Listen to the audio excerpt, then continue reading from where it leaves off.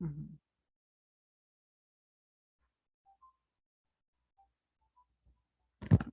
Ya está. Sí lo hago.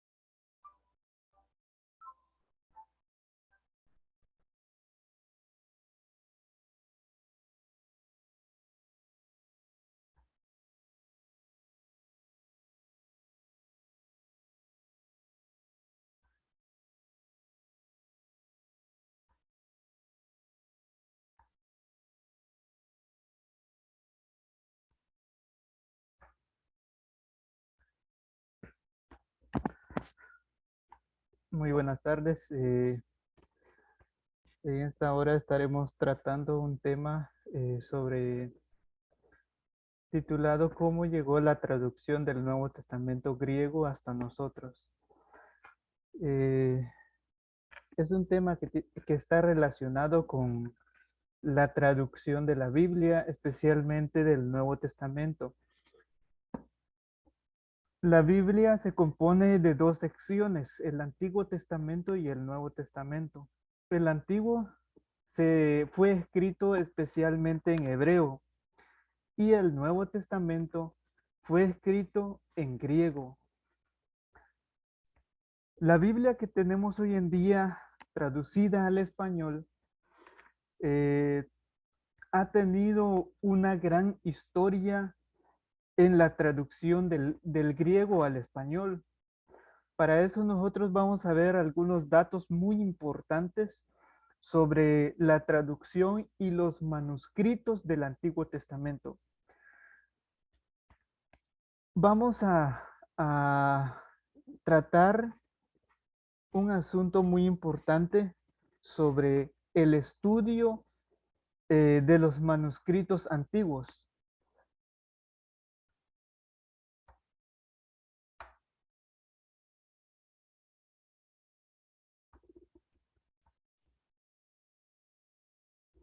Muy bien,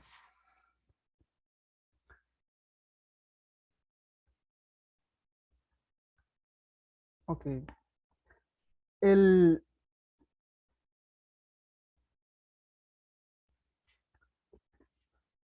Vamos a tratar un tema sobre los manuscritos antiguos. Para eso nosotros debemos tratar un área sobre la traducción o sobre los manuscritos antiguos de la Biblia. Estos manuscritos nos llevan nos llevan a una sección que se llama crítica textual. ¿Qué es una crítica textual? Bueno, también nos lleva a los manuscritos existentes que determinan la relación histórica y geográfica que pueden haber entre ellos. Una crítica textual es el estudio y la comparación de los manuscritos existentes. Eso es una crítica de texto o crítica textual. Es el estudio y la comparación de manuscritos existentes. La crítica textual también es la ciencia que tiene como por cometido editar textos de forma más fiel posible al original, a la voluntad del autor. Es decir, el trabajo de la crítica textual es venir, estudiar los manuscritos antiguos, manuscritos medievales, manuscritos contemporáneos, eh, hacer comparaciones de los manuscritos existentes. Eso es el trabajo de la crítica textual. También la crítica textual edita textos de forma más fiel. Es decir, textos o palabras que no estén en los manuscritos originales, la crítica textual lo que hace es eliminar esos textos, esas palabras. Dice, se refiere a la crítica textual, también se refiere a la eliminación de errores de transcripción. Es decir, lo que no aparece en los manuscritos más antiguos, la crítica textual procede a eliminar errores, procede a eliminar palabras que no se hallan en los manuscritos originales, en los manuscritos más antiguos. Asimismo, es el desarrollo de la aplicación y de criterios, de técnicas para determinar hasta donde sea posible cuál fue el texto de la Biblia original. Entonces, hemos visto cómo se desarrolló lo que es el Nuevo Testamento para traducirse al español, del griego al español. Hemos visto que se necesitó de un aspecto muy importante que es la crítica textual, estudio, comparación de manuscritos, editar textos, y eliminar errores que se encuentran en los manuscritos o en las traducciones más recientes. Ahora, la crítica textual se divide en dos áreas. En dos áreas. Una de ellas se le menciona como la alta crítica y la otra es la baja crítica, la alta crítica y la baja crítica. Son dos aspectos muy importantes de la alta y la baja crítica. La crítica de la Biblia puede dividirse en lo que se llama hoy en día de esta forma. Se dividen en dos aspectos. Pero, ¿qué es la alta crítica y qué es la baja crítica? Vean, la alta crítica es nada menos y nada más que la alta crítica se refiere a teólogos, es un grupo de teólogos que se oponen a la veracidad de la Biblia. Es decir, la alta crítica, estos grupos de teólogos, supuestamente teólogos, ponen en duda la veracidad de las Sagradas Escrituras. También la alta crítica son teólogos, son aquellos que cuestionan los milagros sobrenaturales de la Sagrada Escritura. No solo ponen en duda la veracidad de la Biblia, ponen en duda que la Biblia no es de origen divino y ponen en duda su veracidad, sino que ahora cuestionan los milagros que se encuentran en la Sagrada Escritura. Por ejemplo, cuando el mar se abrió en dos y el pueblo pasó por en medio del mar con sus pies secos. Ellos cuestionan ese milagro. Por ejemplo, cuando Cristo multiplicó los panes, cuando Cristo sanó un ciego, cuando sanó un leproso, todos esos milagros, estos grupos de teólogos ponen en duda y cuestionan los milagros sobrenaturales de la Sagrada Escritura. A este grupo, a este tipo de personas se le conoce como teólogos liberales. Este grupo no va con nosotros. Ahora vamos a ver el siguiente. El siguiente grupo es los teólogos de la baja crítica. Los teólogos de la alta crítica solo se dedican a cuestionar, solo se dedican a poner en duda, en tela de juicio, la veracidad de la Biblia. Ahora, el grupo de los teólogos de la baja crítica son son aquellas personas que estudian y hacen comparación de los manuscritos y documentos.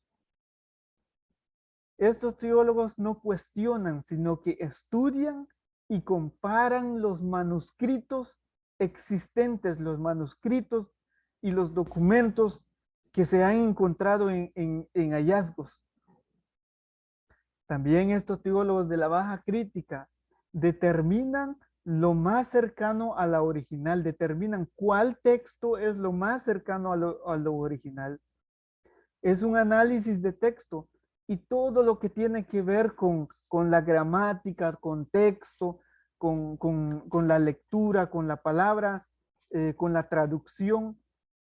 A eso se dedican los teólogos de la baja crítica.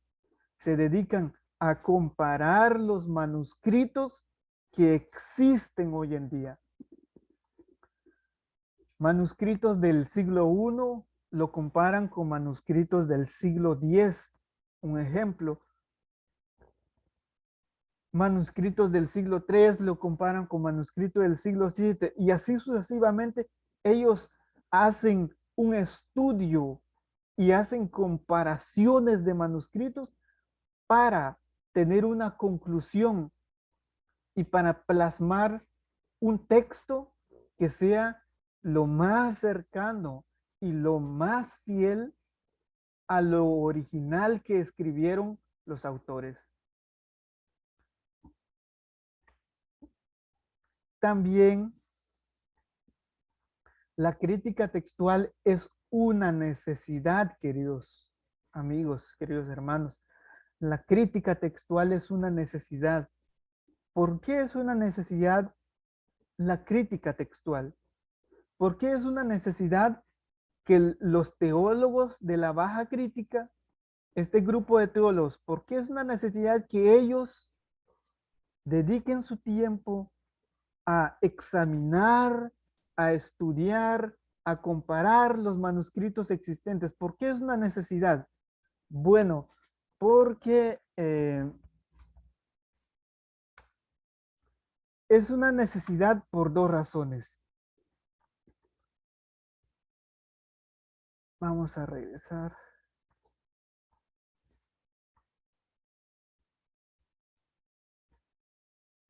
Es una necesidad por dos razones.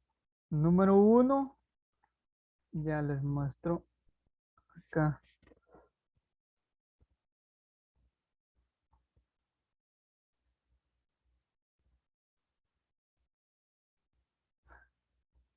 Número uno, es una necesidad porque todos los autógrafos originales, los autógrafos de la Biblia ya no existen, han muerto, han dejado de existir. Entonces, ellos no están para comprobar la veracidad de sus manuscritos. Por ejemplo, Pablo no está para confirmar que lo que está escrito en el libro de Romanos, eso fue lo que él escribió.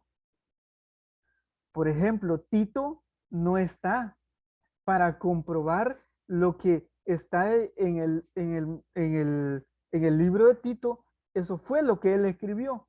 No están ellos para comprobar.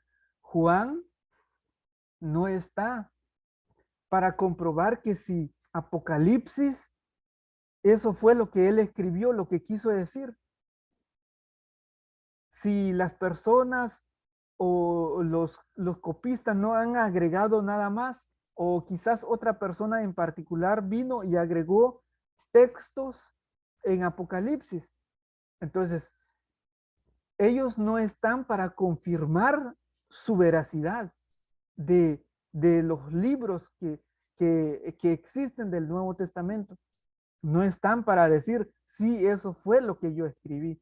Eso fue lo que fue inspirado por Dios. Ellos no están. Entonces, por eso la crítica textual es una necesidad. Por eso la crítica textual es por eso el estudio y la comparación de los manuscritos existentes es una necesidad, porque ahí determinamos cuál texto es el más cercano a lo original. Otra razón por qué la crítica textual es una necesidad, porque la imprenta se inventó más o menos en el siglo XV, cuando se escribieron los manuscritos originales y las copias, por ejemplo, del siglo V, siglo III. Esas copias no fueron hechas por una imprenta, ¿no? Esas copias y esos manuscritos se hicieron a pura mano.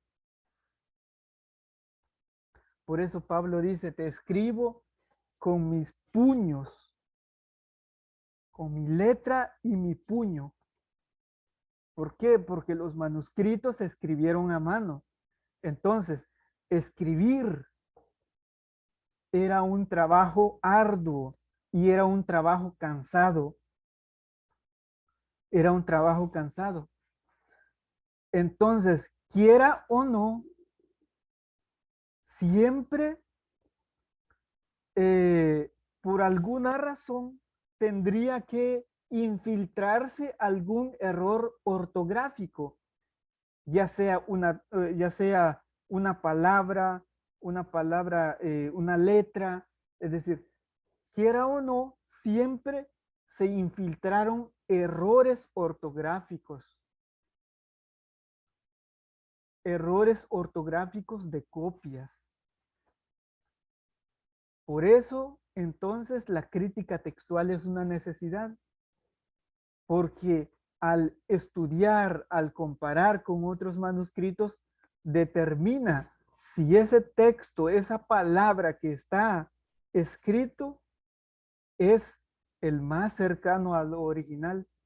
Si ese texto no fue añadido por algún copista, y si fue añadido, nosotros comparamos con los manuscritos y si fue añadido, no va a aparecer en los manuscritos más antiguos.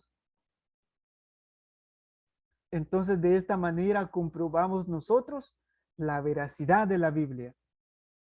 Al estudiar, al comparar, al analizar, al examinar los manuscritos existentes. Un ejemplo de ello, queridos amigos, queridos hermanos, es esto. El libro de Lucas es un claro ejemplo de estos errores. Lucas 23:43. ¿Qué dice el libro de Lucas? La versión, la Biblia de las Américas dice, entonces él les dijo, vean, ahí va 2 puntos.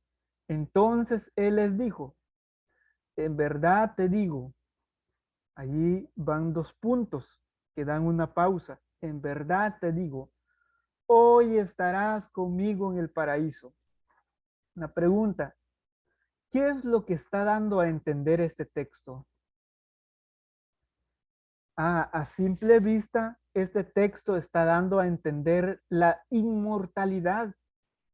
Es decir, que el ladrón que estaba a punto de morir, Cristo le había prometido que estaría en su reino en ese mismo instante, que iría al cielo en ese mismo instante, porque la frase dice, hoy estarás conmigo en el paraíso. Hoy está hablando de hoy, estarás conmigo en el paraíso.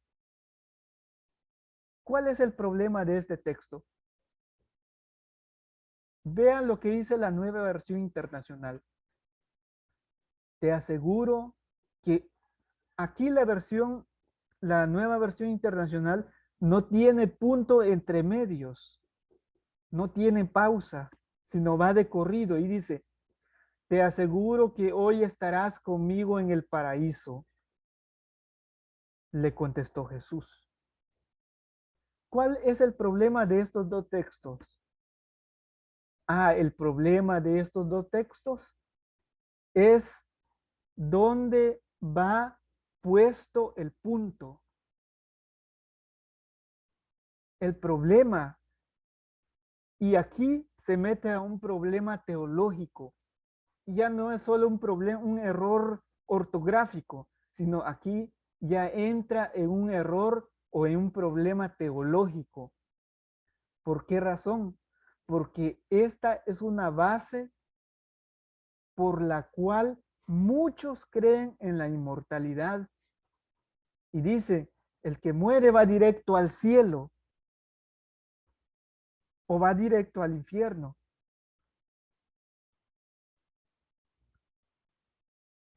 La mayoría de traducciones, la 60, la 95, la siglo XXI, la versión Casiodoro, la nueva versión internacional, la mayoría de versiones lo traducen de esta manera. Entonces te digo, en verdad te digo, hoy estarás conmigo en el paraíso. La mayoría lo traduce así. Entonces el problema es dónde va asignado la coma, la pausa.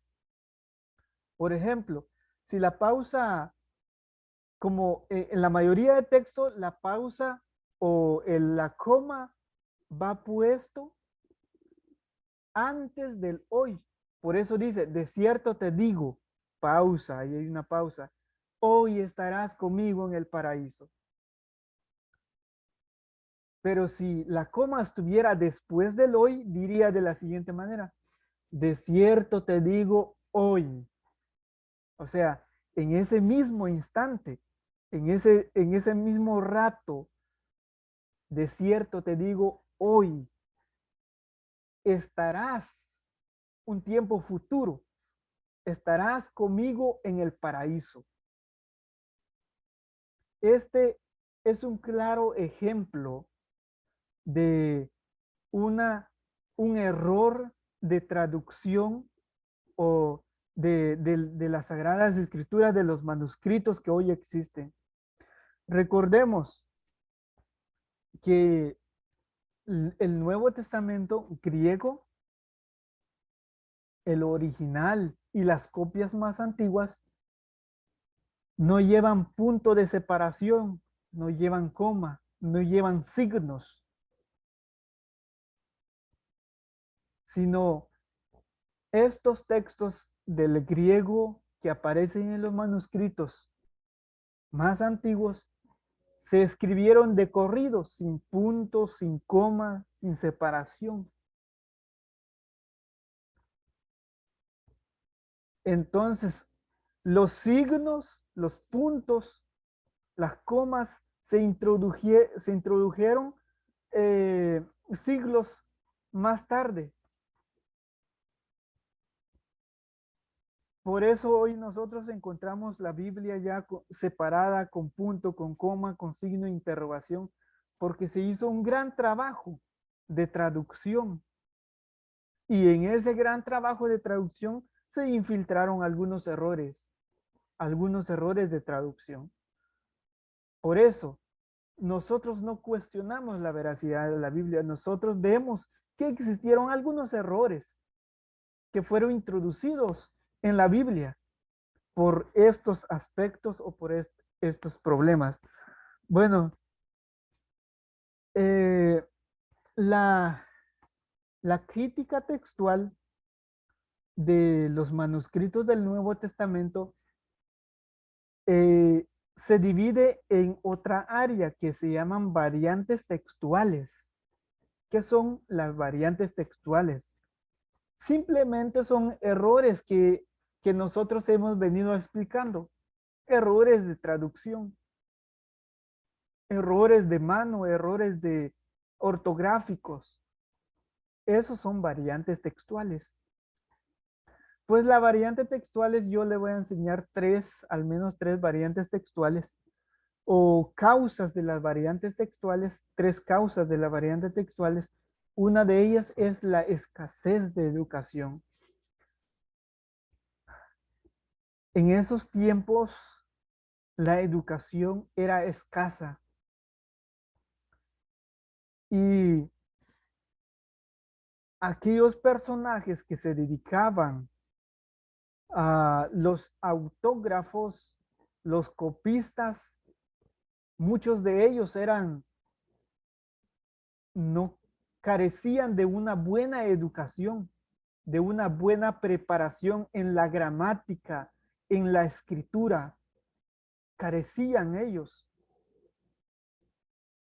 Entonces, la escasez de educación es una causa de los errores que están en la Biblia, porque no había buena educación, buena preparación gramatical, no existía.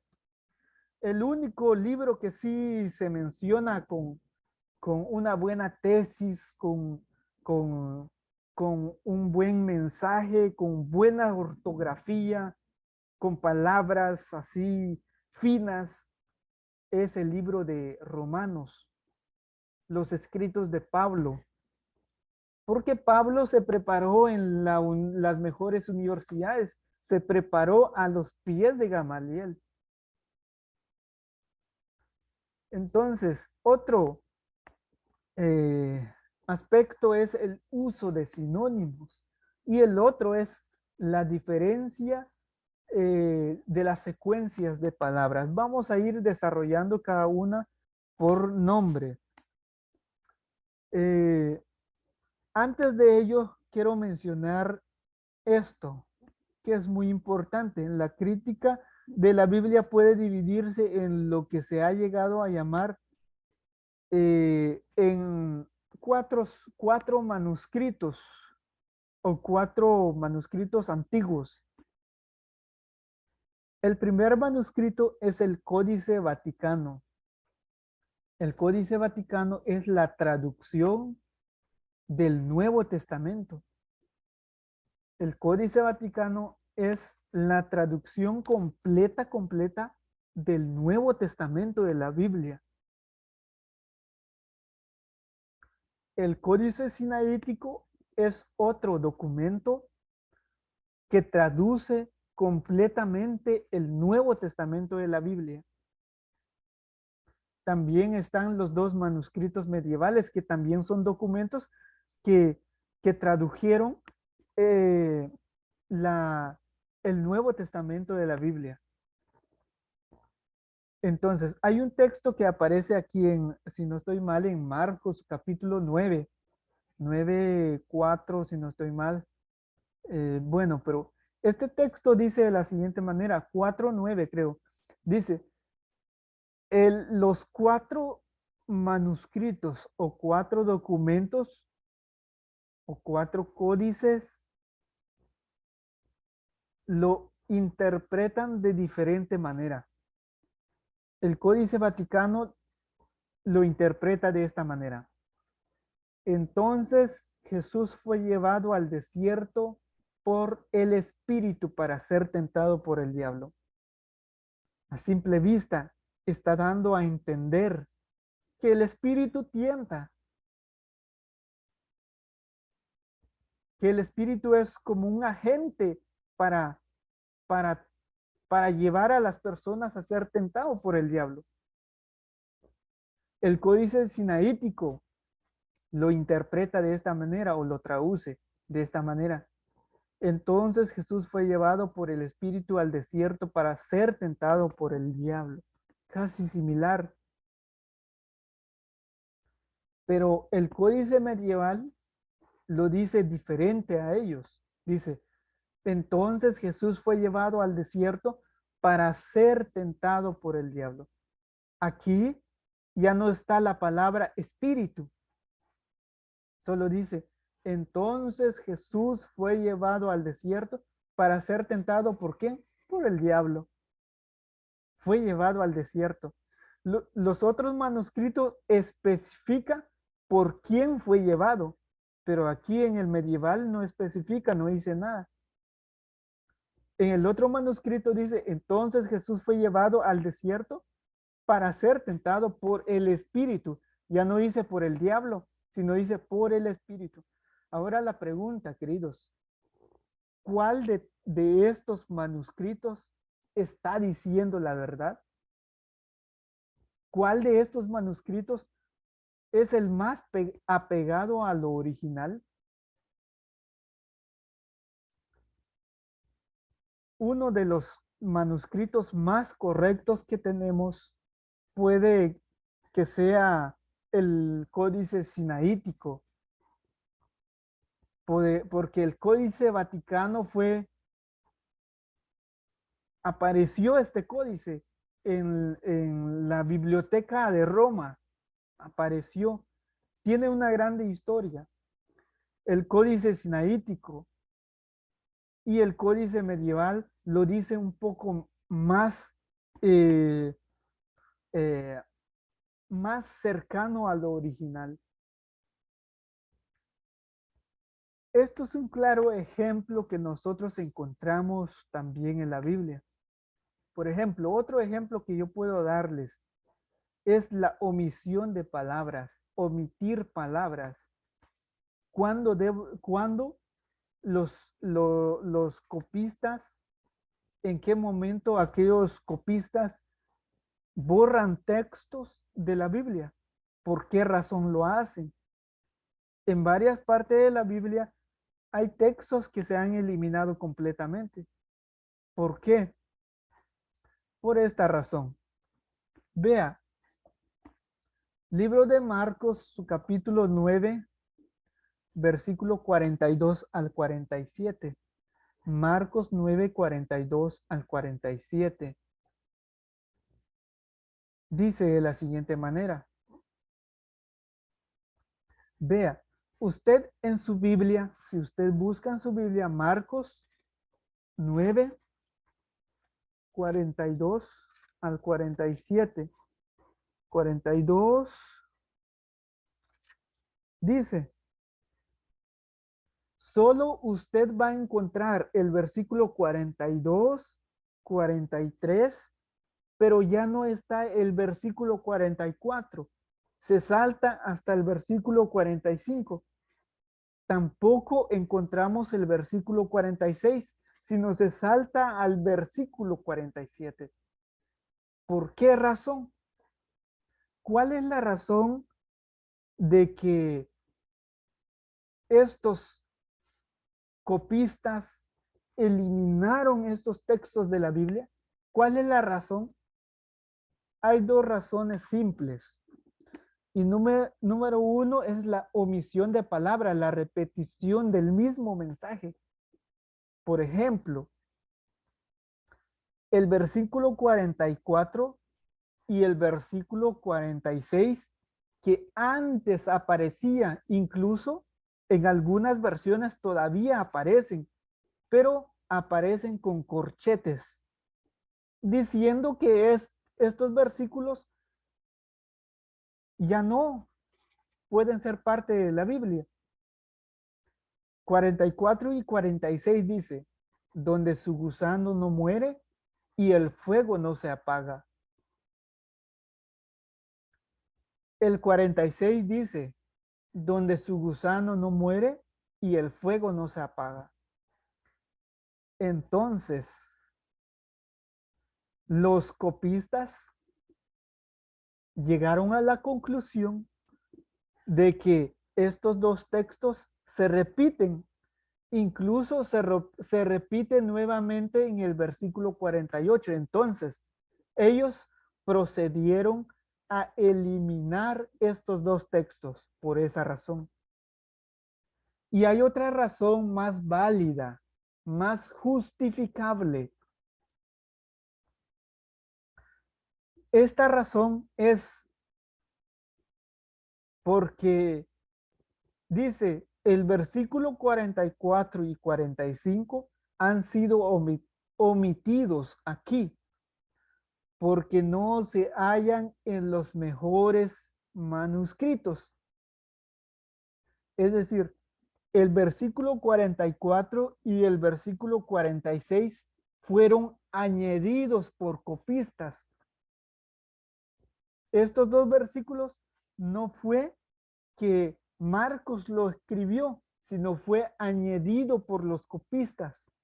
Algún copista quiso dar un mensaje más o quiso dar a entender, quiso poner énfasis en ese tema y lo escribió en dos versículos. No se encuentran en los manuscritos más antiguos. Entonces, esta es una razón más válida para la eliminación de estos dos textos, porque no se encuentran en la Biblia, no se encuentran en los manuscritos antiguos. Esto es un claro ejemplo que nosotros podemos tener y que nosotros podemos dar. Para ir concluyendo, quiero hacerle mención a algo muy importante, que la Biblia, los manuscritos de las Sagradas Escrituras tuvieron un gran proceso, pasaron por un gran proceso de traducción. Muchos artículos de la Biblia, libros de la Biblia fueron escritos en barro. Algunos fueron escritos en tablilla de madera cubierta con cuero y algunos fueron escritos en papiro o pergamino.